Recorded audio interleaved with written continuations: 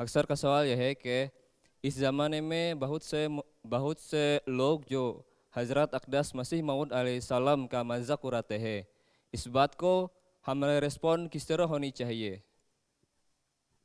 پہلی بات تو یہ ہے کہ اللہ تعالیٰ نے حضرت مسیح علیہ السلام کو خود فرما دیا کہ انی مہین من ارادہ اہانت کا، جو لوگ تیری اہانت کرتے ہیں میں ان کو اہانت کروں گا، چاہے وہ ان کی اس دنیا میں ان کو ذلیل کرے یا مرنے کے بعد ذلیل ہو یا ان کی اولادیں ذلیل ہوں، جو تو جان بوجھ کے برا کرتے ہیں ان کو تو اللہ تعالیٰ آپ ہی نپٹے گا۔ لیکن ہماری رسپانس اس میں یہی ہے جو حضرت مسیح علیہ السلام نے فرمائی ہے کہ تم نے صبر سے کام لینا ہے اور کسی کا سخت آدمی کا جواب سختی سے نہیں دینا، ٹھیک ہے؟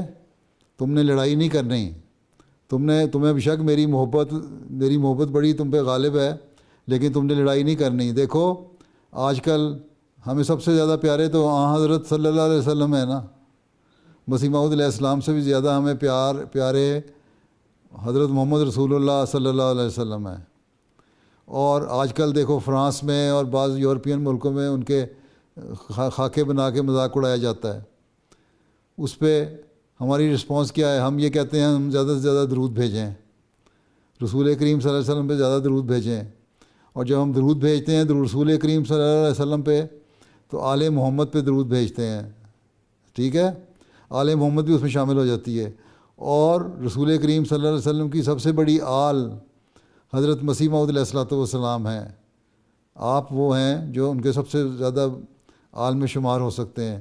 اس لیے ہمارا کام یہ ہے کہ جب لوگ مذاق اڑاتے ہیں تو ہم درود پڑھیں، پہلی بات تو یہ ہے، ٹھیک ہے؟ چاہے وہ رسول کریم صلی اللہ علیہ وسلم پہ کا مذاق ہو یا مسیح موعود کا ہو، آپ کے غلام کا ہیں، ہمیں چاہیے کہ درود پڑھا کریں۔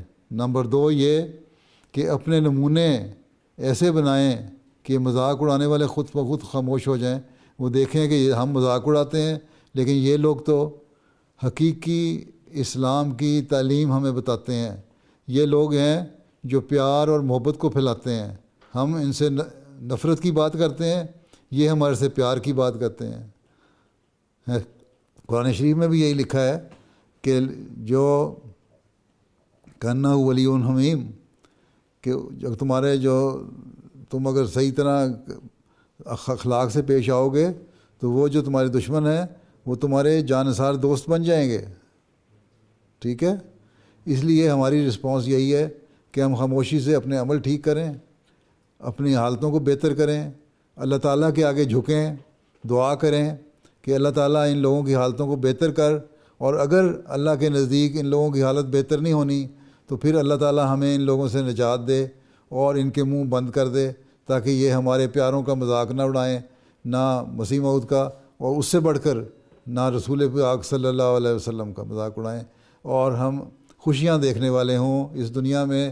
ان لوگوں کی عزت قائم جب ہوتی ہے، جب رسول پاک صلی اللہ علیہ وسلم کی عزت قائم ہوتی ہے ہمیں خوشی ہوتی ہے، جب مسیح موعود علیہ السلام جو رسول پاک صلی اللہ علیہ وسلم کے غلام ہیں ان کی عزت قائم ہوتی ہے ہمیں خوشی ہوتی ہے۔ تو ہمیں دعا کرنی چاہیے کہ ہم ان لوگوں کی عزت کو قائم ہوتا دیکھیں تاکہ ہمیں خوشی پہنچے۔ اللہ سے مانگنا ہے، ہم نے خود نہ ڈنڈا پکڑنا ہے، نہ رائفل پکڑنی ہے، نہ توپ پکڑنی ہے، نہ چھرا پکڑنا ہے، کچھ نہیں کرنا۔